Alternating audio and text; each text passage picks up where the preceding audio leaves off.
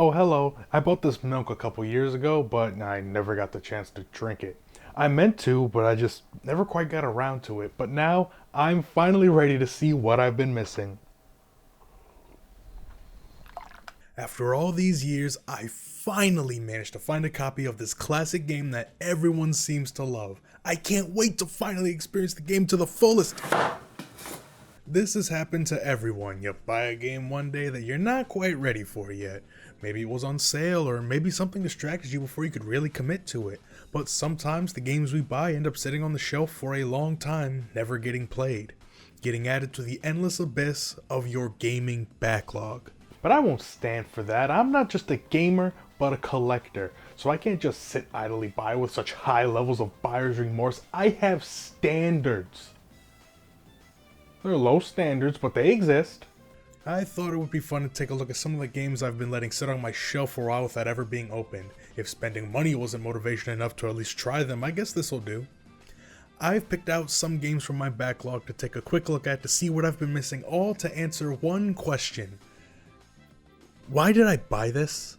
I have some amazing games in my backlog, not that I would know, but these are more suited for individual videos, maybe a backlog marathon, so this isn't for games like Symphony of the Night, Shantae and the Pirate's Curse, Celeste, Bully, GTA, Doom, Final Fantasy 16, and can you tell I'm not a Rockstar fan? This is more so games I bought because, well, how could I resist? Now that I've offended you all with a list of games I have no intention of ever playing, let's get started with Sonic Unleashed. AJ, that's not in your backlog, you play it all the time, you made a whole video about it. Yeah, but not the version for this piece of crap.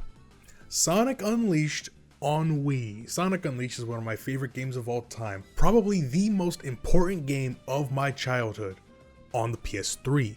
The Wii version is a completely different game, as the Wii wasn't really the next generation in terms of hardware. It's stronger than the GameCube, but like how a 5th grader is stronger than a 3rd grader. So this is a different game with the same plot and premise. I wanted to give this version a chance for a while now, and one day I'll give it a full review so I can say I've truly done every 3D Sonic game, but here are my first impressions from the early game. Firstly, my god, this game takes forever to actually start. Instead of having a tutorial level to teach you everything you need, each tutorial is a separate level, and it takes so long to get to the real Act 1. But what's here, aside from needing to get used to the controls, it's honestly pretty solid. But man, the expectations definitely trip me up for the daytime stages. The boost isn't one big meter to be held here, it's shorter bursts that are more of an attack than a speed boost. But the level was a solid intro, it controls nicely even if my baby brain still is expecting the physics from the real version. But man, what am I missing with the Werehog? I can only assume that things pick up way later because at the start it's dull. You only have one combo, the basic 3-hit combo. You attack with Y and X on the classic controller, but instead of being light and heavy attacks, they're connected to Sonic's left and right hands. The only way to do more than a one-hit combo is to alternate. Huh. Yeah, this was clearly meant to translate to shaking the Wii Remote in Nunchuck, but it just makes the game feel awkward. You do eventually start learning new moves and longer combos, so I hope things pick up, but by god, if you think the HD version is a button masher with no depth, here you have no choice except for a special move that doesn't hit. These levels aren't nearly as long as the HD version, so there's that, but the first ones definitely felt like they were. Apatow took about as long to beat as the HD version did, but it felt like way less actually happened. The hub world isn't here, and is instead these locations that are just conversations that eventually lead you to a level, but I think I would have preferred if it was just a level select, because these do nothing for me. It just feels like, well, the HD version of Unleashed has a hub world, so we have kind of a hub world. This one doesn't hook me like the HD version does. I can almost confidently say that I wouldn't have liked it as much if I'd played this version instead as a kid. And I wouldn't be interested in it now if it wasn't one of the few mainline Sonic games that I haven't played. That's the only reason I even bought it. But I'm definitely not completely put off and want to play this again sometime, but it's just hard to get over the difference. I mean, you look at this and you look at the real version, and the difference is night and day. Now this is a game I've had for a while that I should knock off my backlog. It was one of the 007 games. Which one was it? Oh, that's right, GoldenEye. No, not that GoldenEye. This GoldenEye. I bought this game because, well, what the hell is it?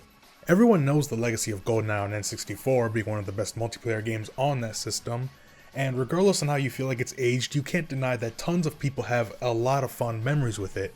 But everyone knows all that already. Who the hell talks about this game? And hell, I've played the game and I don't even know what's happening. The first mission is like VR training or something. I'm pretty sure you play as GoldenEye, but I can't actually tell what the hell is happening. What did that say? Okay, surely I'm seeing things. So I'm gonna go look at the back of the box to see if I can get a handle on this game. And yep, it says it there too. You know, I'm not really a James Bond fan, so is this normal? Have you ever played a first-person shooter on the GameCube? That's a trick question. I know you have. I was at your funeral. It makes sense. The N64 game was a first-person shooter, but it feels worse here. There's this dual-wield system where most weapons are one-handed, so you can carry two, but it's so basic. There's really no strategy besides just moving and shooting. You need to turn on aim assist or you won't hit anything, but with it on, you're just barreling through, gunning everyone down without any challenge. I don't feel like my health ever got all too low. Grenades are broken as hell, and there's nothing going on in this game, so why do I want to keep playing it? It's a mess, but not because it's bad. It's honestly pretty fun. You can grab hostages and they die before anyone even shoots them. Most of the fun came from watching the enemies die. Some of the magic might be gone now that I expect it, and I can see the gameplay getting pretty old very quickly. I'm not in any rush to play it again, but I definitely show it off to friends, and I'm pleasantly surprised. I figured that since the first game is such a hit, and this is a game that pretty much has the exact same name, that the reason no one talks about it must be because it's terrible, but it's not. It's just a first-person shooter on GameCube. Alright, you know what? I'm in the mood for a shooter now, so why don't we check out Twitter Squad? X Squad. I bought this game because my dad had it back when we had our first PS2. I never played it, and I remember nothing about it, but it stood out because it was made by EA Games. Hell, you mean the EA Sports guys made a real video game? If sports is in the game, then what does that make this? You know, there's something about old shooters that I find super charming, the auto-aim being downright necessary, the bullets making impacts on the outside of the model with no blood or indicator that they died. Controlling like shit. Dog shit, even. Yeah, I couldn't get too into this game. I only bought it because the box art is so burned into my brain. It was the coolest thing ever when I was a kid. Now it just looks like 2005. Which is impressive because the game came out in 2000. The game is rough to control, there's little precision which wouldn't be a problem, but the game isn't very charitable with health. As far as I know, you have to find health pickups to regenerate, and I only ever saw a single one. Because of the control, you're going to get shot. A lot, and when your health is low, the game looks like this. Okay, but maybe I just need to use the squad mechanics to make fights easier. I mean, it's the whole sell of this game. Because in a shooter, there's nothing I want to do more than pause the game to give commands to an AI that I forgot and left upstairs. It's just unwieldy, and I have no interest in continuing to play it further. Who'd have thought that this game I only remember because of the logos at the beginning wasn't all that good? Next, you'll be telling me that war is bad. Okay, I desperately need something of quality now. Ooh, how about Batman Arkham City? Oh, AJ, you're such a big Batman fan and you haven't played Arkham City yet? Oh no, I've played it.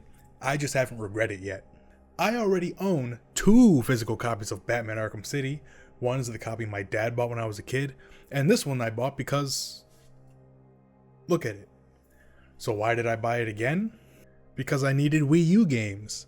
My Wii U collection is pitiful. I might as well add one of the best games ever made to the collection. Hell, I might as well play it. Batman Arkham City is an amazing game, but it's not perfect. For one, the controller you have to use. It's too small, makes too much sense, doesn't have a screen, and the battery life is worth a damn. Oh, thank God. Now, to be fair to this game, it came with all of the DLC, meaning that when we start the game, we're reminded that the armored bat suit is actually the second worst suit in the game. Yeah, for some reason this version's gimmick is being the Armored Edition, meaning Batman and Catwoman have new armored suits. There's no real explanation for why or how Catwoman got this thing, which wouldn't be an issue for me if they didn't spend a lot of time explaining everything about it for Batman. At this rate, why not give everyone a goofy suit of armor? Joker, Two-Face, Penguin, the gimmick starts and ends with the playable characters, and even then I don't think Robin has one. And also, this game doesn't have Pro Controller support. You have to use the gamepad because of all the damn gimmicks. The map is on the gamepad, hacking is on the gamepad, sonar is on the gamepad, plot relevant audio is coming from the gamepad. God, so often you just stop to look at the gamepad. There are more tutorials about it, it's not pace breaking, but the game is more efficient without these features. And I know that because I played it. The D-pad doesn't do anything now because all the gadgets are, guess what, they're on the gamepad. The new suit can store kinetic energy and deal it back out. I guess the writer's room for Black Panther had nothing but a Wii U in it. But this feature lets you increase your attack power and make these enemies that already aren't that strong even easier to beat because the game wasn't made for an ability like this in mind. And it performs noticeably worse. I'm not a huge frame rate geek, I think people care a bit too much about it most of the time, but I mean it's pretty noticeable. But outside of that, it's still Batman Arkham City. The main control hasn't been altered, so it's still a very good game. I could see a kid loving the gamepad integration as it is a bit more immersive. They put details in the new suit, like how the cowl has hinges so it doesn't look like metal is just stretching, and all the suits have the wrist screen that he uses whenever you look at the gamepad. If you only had a Wii U when Arkham City came out, this would do the job. But given the choice, well, I mean, this one just screams quality. Another game I picked up on a whim is Family Guy the video game, one of the less talked about licensed games from this era.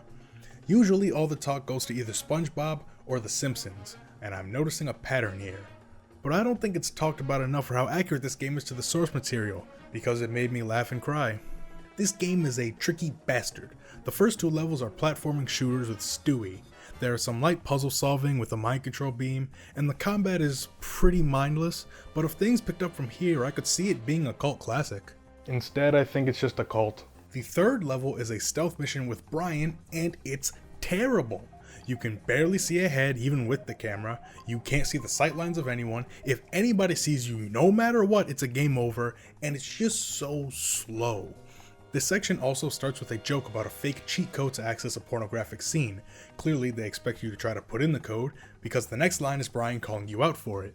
But if you press any button during the cutscene, it gets skipped so the joke doesn't land. The last playstyle is beat 'em ups with Peter, but all there really is to do is attack. You have very little defense in any of these encounters. All the characters feel half-baked, none of them have the depth needed to make them anything worth playing.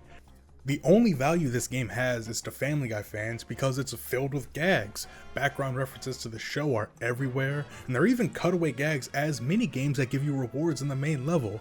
So much care and thought was put into the Family Guy aspect of this game, but none was put into the video game part. I can barely get past the first Brian level without giving up. I wasn't even that big of a fan of the show when I got this game. It's awful, but not like other bad games where by playing it I finally know what everyone's talking about because nobody talks about this game. It was just a waste of money. Why don't I regret buying it, or any of my other games for that matter? I think because no matter how bad or boring or questionable a game is, there's something interesting about them. Every game has a place in history, whether in the greater gaming history or someone's personal history, and I find that fascinating. I remember X Squad for reasons that would only make sense to a kid. GoldenEye is one of the most influential games of all time and it had a successor that I had never heard of. Batman Arkham City is a game that was critically acclaimed and loved by pretty much everyone who played it, and there's a version of it that most people probably don't even know exists. I bought these games because I love this aspect of gaming history. Games that I feel like I don't see anyone talking about. Versions of games that live in the shadows to their superior versions. Games that it feels like only I remember for the dumbest of reasons. I bought these games because I find them interesting. And my generation's never going on property anyway, so I might as well live a little.